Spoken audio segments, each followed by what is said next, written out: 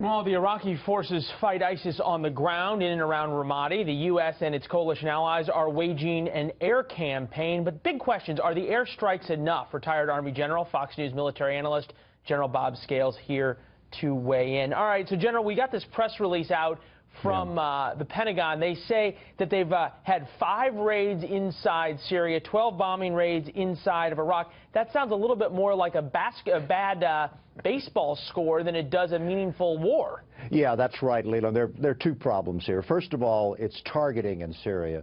The Air Force is still having just a heck of a problem trying to get discrete targets that meet the outlines of the rules of engagement, and the rules simply state that you're not to put any innocent civilians in danger. And the problem with Ramadi is that the circle is so tight around the ISIS fighters that are left is that you can't get the minimum safe distance for heavier bombs inside the city. And also the 100 or so remaining ISIS fighters are using innocent civilians as human shields to prevent the Air Force, particularly from dropping its heavier bombs, like 1,000-pounders and 2,000-pounders, and the result is that only a very few number of airstrikes are authorized in close support of the Iraqi forces inside of Ramadi. When you think about this fight for Ramadi, and just so we have a timeline here, Ramadi fell back in May 2015. Right. The Iraqis allegedly started their assault to retake it in July of 2015.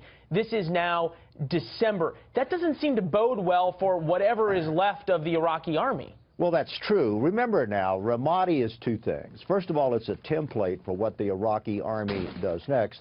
And second, it's sort of a testing ground, if you will. The Iraqi army has put several different commanders through that effort. They've rotated commando units back and forth through Ramadi. They've tried out different tactics, techniques, and procedure, following sort of a siege tactic to close in on Ramadi. So, if anything, Ramadi has been a chance for the Iraqi army to sort themselves out, go to school, find out who the good leaders are, and also to improve the quality of liaison between the Iraqi army and their American advisors. Does it bode well for Mosul? I don't think anybody knows. Remember, Mosul is a long, long way from Baghdad, and the Iraqi army's biggest problem now is not close combat or airstrikes, but it's logistics, getting to Mosul and taking that much larger city down, Leland. At some level, as we've watched what's happened, though, in Ramadi, and everyone seems to admit that Mosul is going to be a much tougher battle, is it time at some level to kind of forget this idea of an Iraqi army and perhaps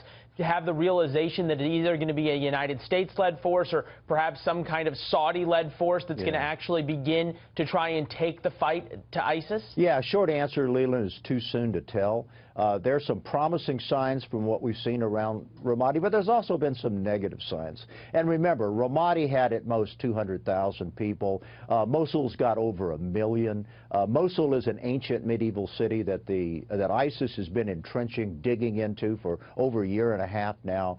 Some would say that Mosul and Raqqa in Syria are just 2 nuts that are just too big to crack by the Iraqi army. But I think what the administration is saying now is, the campaign season starts in April. Let the Iraqis get their act together, figure out how to do this next campaign against Mosul, see how they do, and then make the decision about sending in heavy U.S. forces to help them take that city.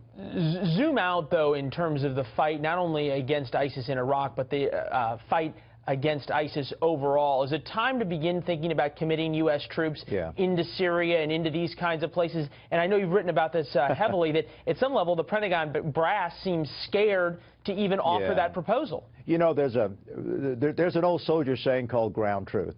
You can strip out the politics, you can strip out the hope for and the well-wishing, and at the end of the day, conditions on the ground are going to dictate what the coalition does. My sense is that Ramadi is a good sign, but let me just tell you, Leland, Mosul and Raqqa in Syria are huge, huge ISIS-fortified cities with 20 to 30,000 fighters, completely different situation. I think in about 13 months in a new administration, they're going to rethink this campaign, and we're going to see the infusion of some American ground troops, Leland.